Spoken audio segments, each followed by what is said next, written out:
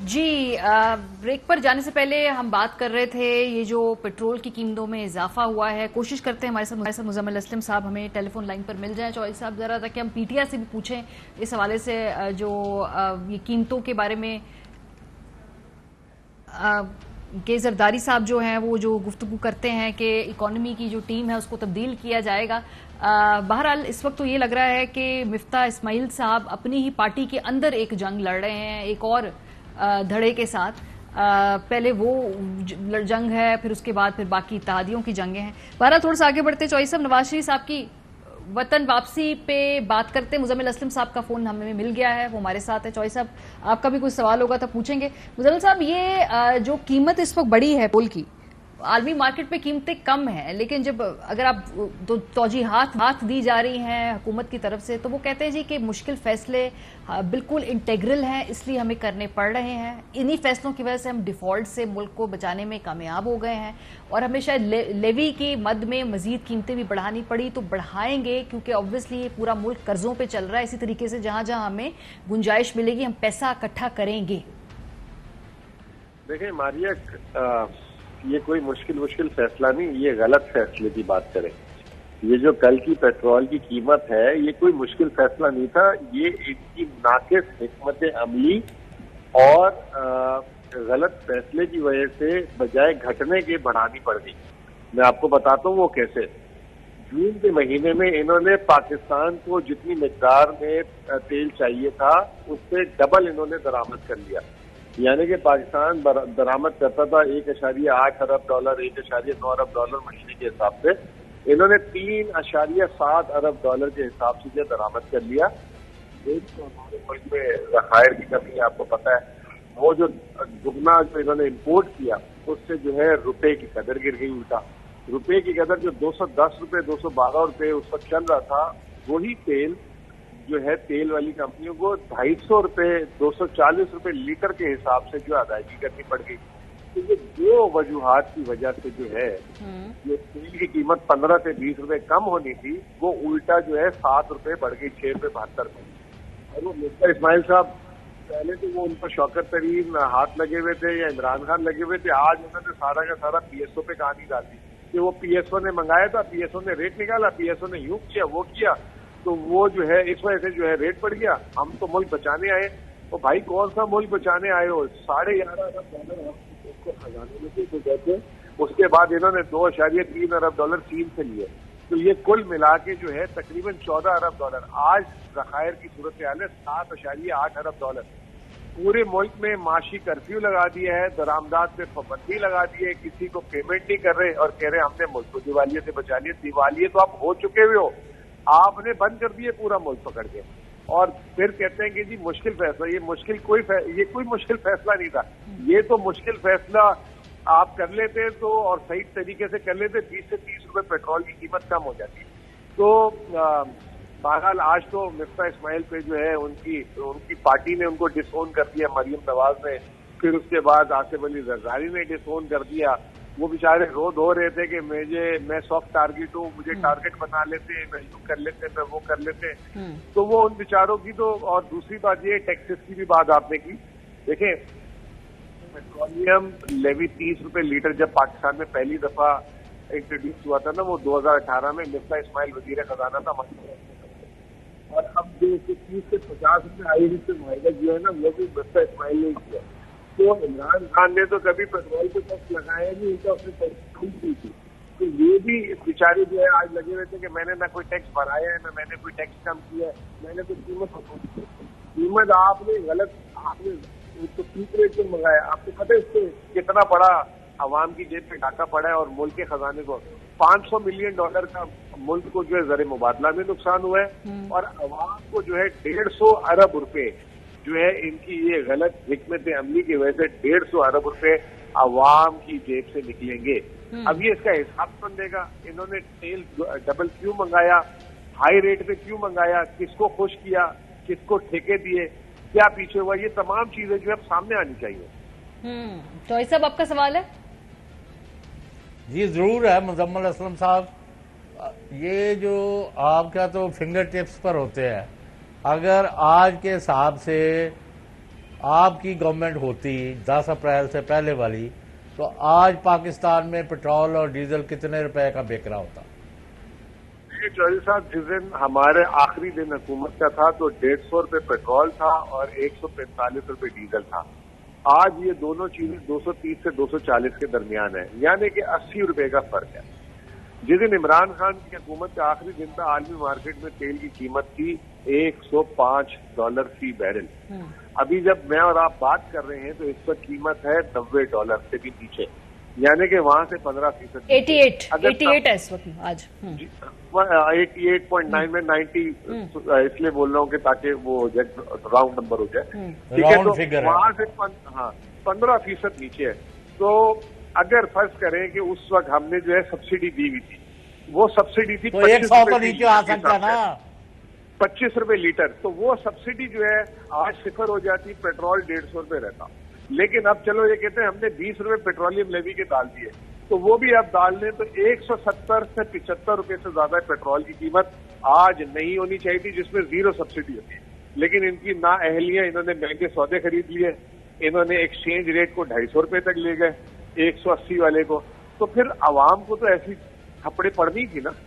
اور پھر باتیں کر رہے ہیں کہ ہم پھر آپ بے شرمی کی انتہا سے کہتے ہیں ہم مہنگائی کم کرنے نہیں آئے، ہم گروتھ کو جو ہے معاشی ترقی کے لیے نہیں آئے، تو وہ ٹھیک کہہ رہے ہیں، ہم بڑھانے آئے ہیں. بس یہ پتہ نہیں کیا کرنے آئے، یہ سیر سپاٹے کرنے آئے ہیں میرے خیال سے، اور تو اس کے علاوہ کوئی کام نہیں کرنے آئے. جی جی، یہ ایک تو ان کو کیوں بٹھایا ہوا ہے، اور اگر اسی طرح انہوں نے نوز ڈرائیو کرا دیا ہوا ہے ملک کا تو آگے یہ چھوڑ کے کیا جائیں گے؟ مجھے تو یہ سمجھ نہیں آ رہی. نہ ایران سے مال لیتے ہو، نہ رشیا سے لے رہے ہو، نہ عراق سے، جن جن سورسز سے آپ کو چیزیں سستی ملنی تھی، جن کے لیے آپ ڈیفیسٹ ہیں، جن میں چیزیں کمی ہیں. یہاں انڈیا، نیپال، بنگلہ دیش سارے سرخرو ہو گئے اپنے لوگوں کے سامنے، اور ہم رو رہے ہیں، بل بلا رہے ہیں. آپ کہتے ہیں نا ان کی اپنی چمکی لڑائی جا رہی ہے. نہیں، انہوں نے پنجابی جو کہی ہے کام ونڈیا ہے. دیکھیں جی، ابھی جو ہے نا ان کے عزائم سامنے آنا شروع ہو گئے. آج ہم نے اخباریں کھولی تو پتہ لگا کہ جی قطر کو یہ جو ہے پی آئی اے کا ہوٹل روزویلٹ 51% بیچنے جا رہے ہیں، اور اس میں جو ہے کوئی بڈنگ نہیں ہوگی. بس وہ جو ریٹ دے دیں گے، جو وہ پیسے دے دیں گے، اور جو قانونی طریقہ اس کا بیچنے کا اس کو جو ہے وہ بائی پاس کرا لیں گے. آج سے 15 دن پہلے انہوں نے کابینہ میں جو ہے یو اے ای حکومت کو اثاثہ جات جو ہم بیچنے جا رہے ہیں اس کے لیے تمام اسٹاک ایکسچینج کے تھرو وہ جو اس کے انہوں نے قانون بائی پاس کرا لیے.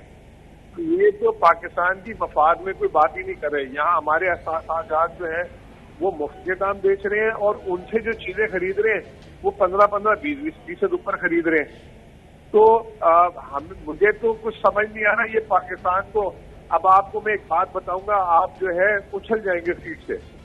انہوں نے 3 مہینے میں 4,700 ارب روپے قرضہ لیا، اور جون کے مہینے میں 3,100 ارب روپے. پاکستان اوسط ایک مہینے میں جو ہے پچھلے عمران خان کی حکومت میں ایک مہینے میں 300 ارب روپے قرضہ لیتا تھا. انہوں نے 1,700-1,600 ارب روپے کی رفتار سے فی مہینہ لیا ہے، جو 11% بنتا ہے. انہوں نے 3 مہینے میں پاکستان کا مجموعی 11% قرضہ لے لیا. کوئی پوچھنے والا نہیں ہے، کوئی بولنے والا نہیں ہے. مہنگائی کا نہیں تو جب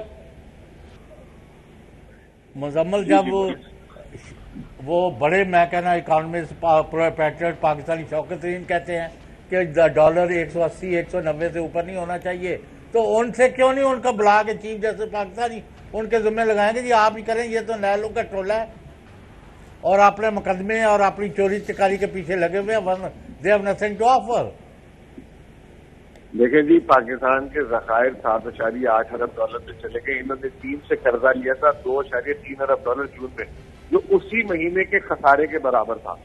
اب جو یہ آئی ایم ایف کر رہے ہیں 1.2 ارب ڈالر آئی ایم ایف سے آنی ہے اگر قسط آگے اللہ کرے. وہ جو ہے آپ کا 3 ہفتوں کا راشن ہے. پھر 3 ہفتوں کے بعد کیا ہوگا؟ روزویلٹ ہے، اس کے پیسے آئیں گے، اس سے 2 ہفتے نکالیں گے. एक 8-10 हफ्ते में पाकिस्तान के पास तो बेचने के लिए भी कुछ नहीं रह जाएगा फिर डगर पे चल पड़े हुए। मुजम्मिल, ये अभी जो बातें हुकूमत करी तो वो लेटर ऑफ इंटेंट कह रहे हैं कि वो भी ऑलमोस्ट साइन हो गया है, तो वो भी पैसे बस आने वाले हैं IMF के से।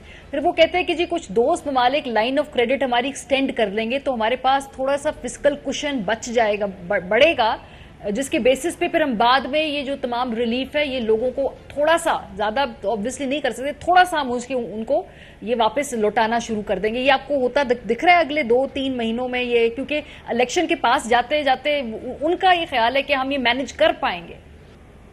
आर्य, मैं इसको आपको मुखातिब करते हुए इसको समझाता हूँ एक बात। फर्ज करें आपको 2 लाख रुपए महीना आपकी तनख्वाह है, फर्ज करें और मैं आपको ये कहूं कि आप जो है घर बैठ जाए, मैं आपको 1 लाख रुपए महीना दे देता हूँ, ठीक है? तो आप नुकसान में होंगी, फायदे में होंगी? ठीक है, नुकसान है, नुकसान होगा ना, नुकसान है ना। अब ये जो है, ये जो बातें बता रहे हैं कि ये दोस्त मुल्क हमें जो है $1 अरब दे रहा है, ये IMF हमें $1.25 अरब दे रहा है, चलो ये तो आपने हमें गिनवा दिए पैसे। आपने अपना नुकसान कितना किया है? सिर्फ पिछले महीने बरामदात पाकिस्तान की $80 करोड़ से कम हुई है, $800 मिलियन। IMF से जो आपको इतने नाक रगड़ने के बाद किस्त मिल रही है, उसका 80% जो है आपने 1 महीने में अपनी बरामदात में नुकसान कर दिया, क्योंकि आपने बिजली नहीं दी, गैस के रेट बढ़ा दिए, सब कुछ खराब हो गया आपका। सिर्फ इस महीने में आपकी रेमिटेंस, इमरान खान के आखिरी महीनों में $3 अरब रेमिटेंस आती थी फी महीना, आज फिगर है जुलाई का $2.5 अरब, $0.5 अरब वहां आपने नुकसान कर लिया। तो सिर्फ एक्सपोर्ट और रेमिटेंसेस जो है ना, अगर मैं मिला लूं ना, ये पिछले महीने की जितनी गिरी है वो IMF की किस्त से ज्यादा है।